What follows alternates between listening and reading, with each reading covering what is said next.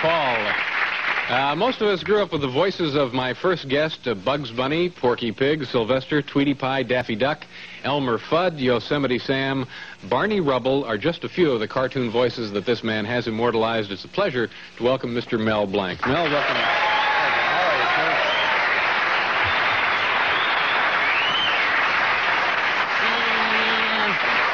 What's up, David? That's a great sweater you have there. Oh, thank you very much. I like it, too. Yeah. Now, that's not your actual voice, is it? No, I have a very deep voice. Do you remember the first voice that you did? Yes, I do. I remember the first voice I did. Now, that's your real voice right there. This is my real voice, yeah. The first voice I ever did was this. That was, I don't remember it, but that was the first voice. So aside from the list of folks, list of characters that we mentioned in the introduction, what others have you been responsible for? Well, there's Yosemite Sam. That's a real raucous cowboy. And, of course, there's Pepe Le Pew. He's the little French skunk. He kills the pussycat. And Foghorn, pay attention, David, that Foghorn Leghorn, that big rooster, he talks like that, you know. You looking for chicken? Do you see that little house over there that says D-O-G? That spells chicken. Go get 'em, boy. Now, we have some, I guess, some clips here of some of your work. You know, it's going to be... this is kind of a montage. Yeah, a montage. Oh, yeah, there's a few of the characters that are in the picture. Okay, all right, we'll take a look at that. Okay. And is there anything you need to explain to us before we look at it? Well, they're just a bunch of nutty people, that's all. Okay, so this is... Pew! No, not Pew. Le Pew. Pepe Le Pew is my name. Why can't we have a mouth like other pussycats? I'll tell you what. Let's take a walk in the woods while our porridge cools. Now, where have I heard that before? Day, sir. I represent the Rambling House Storybook Company, and... Come on in, stranger. We've been waiting for you. And the penguin, it says here, comes from the South Pole. South Pole? Ooh, I'm dying!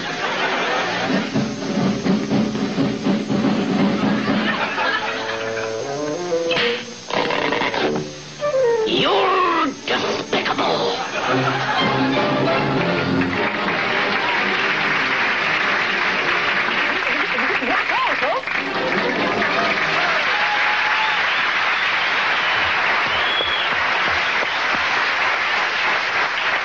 How do you go about creating a voice? Do you get a voice and then say, draw something to go along with this, or do they come to you and say... They show me a picture of the character, and then they say, they show me a storyboard, which shows what the character is going to do in the cartoon. From this, I have to create the voice. Like Bugs, they said, was a tough little stinker. So I thought, which is the toughest voice in this country, either Brooklyn or the Bronx?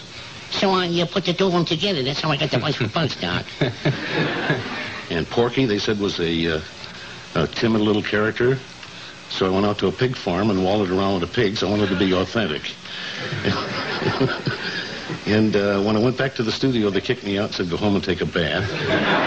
Which I did. When I come back, I said, if a pig could talk, he'd talk with a grunt, you know. Oink, oink, oink, oink. That's why Porky got his voice. With a grunt. Now, you've done 5,000 voices? Is that possible? No, I've worked in 5,000 different cartoons. And actually, I do about 400 different voices.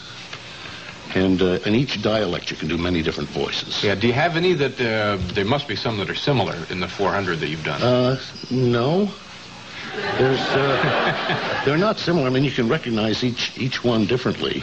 Like in one picture I show in my college speeches, there's all Italian. Like Columbus discovers America along with Bugs Bunny.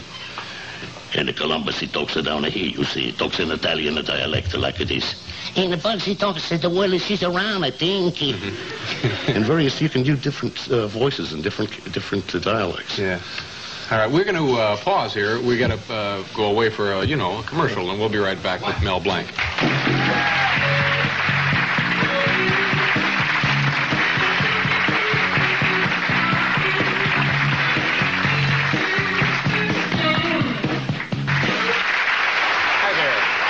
Blanc is here now. Hunter Thompson will be with us later in the half hour. Marjorie Gross is also here tonight. How long does it take to make a cartoon? Well, to make a 6.5-minute cartoon in full animation took 125 people 9 months to make one single fully animated cartoon. And even then, it cost around $50,000. And today, it would cost around $500,000. But Warner Brothers still do only full animation. Now, but full animation compared to what? Well, compared to limited animation. Now, the films you see today, the cartoons, are limited animation. They draw maybe 1 in 10 frames, where Warner's draws every single frame. And it's much cheaper drawing just 1 frame and having the mouth move a little bit in the background on a turntable that you see over and over again. And also for television using cartoons, they need them a lot more quickly than they could be produced in full animation, yes. I'm guessing. And full animation actually is what makes every motion believable. Yeah. And every synchronized lip movement equal. And incidentally, they do the voice first, and the cartoon after the voice is done. They draw to the voice. Most people don't know that. Yeah. What happens if you get a cold and you have to go to work? Does that goof things up? I was going to say I kill myself. No, I usually can talk over a cold, but I try to keep away from it as much as I can. Yeah. Yeah. How did you tell me about your relationship with Jack Benny? How did that begin? Well, Jack finally found that I was the one doing the crazy voices in the cartoons, and he called me in and asked me to do Carmichael, a bear that was eating the gas man down guarding his vault. And I said, yes. He said, what would he sound like? I said, maybe like this. I said, good, you're on next week. For 6 months, that's all I did was the growl of a bear. Finally, I said to him, you know, Mr. Benny, I can also talk. Well, Jack fell down. I told him that. He said, I'll have the writers write something in for you. Yeah, and so they did. Yeah, you did. You were on the show a lot and did many other noises and sounds and voices. That's right. He had a parrot there that couldn't talk, and he asked me if I'd talk like a parrot. I said, and then he had a train caller at the depot say, Train leaving on track 5 for Anaheim, Azusa, and Coop. Come on, go. Well, one time, they were supposed to be the sound of his Maxwell. He had a 1926 Maxwell. And the phonograph record that sound effects men used had the motor sound on it, and they'd hold their finger on it to make it go slow and stop. Well, when it came to that cue, I saw that they had forgot to put the electric plug into the socket. And I jumped up to the microphone, and I made like a 1926 Maxwell.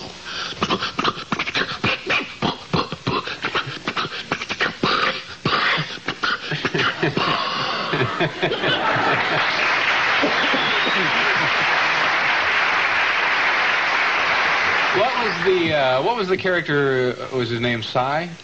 See? Yeah. And what was that character? Well, it was a cute character. I came in with a sombrero on my head, a serape over my shoulder, and a big bass violin. And Mr. Benny said, you came all the way from Tijuana to play in my band? See? And I see you brought your bass violin with you. See? What's your name? Cy. Cy? See? And I see you brought a young lady with you. Is that your sister? See? What's her name? Sue. Sue? See? Well, what does she do for a living? So?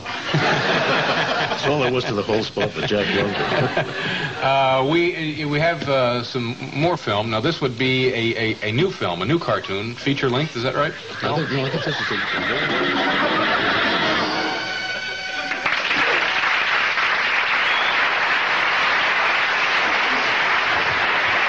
It's 1001. 1001 Rabbit Tales. Rabbit Tales. It's Bugs Bunny's third movie, 1001 Rabbit Tales. Yeah. All right. And that will be out shortly, huh? Yes, very soon. All right. It was a pleasure meeting you. Thank you very much. Thank you very much. Mel Blanc, ladies and gentlemen. We'll go away here for station identification, and we'll be right back with Hunter Thompson and Marjorie Gross.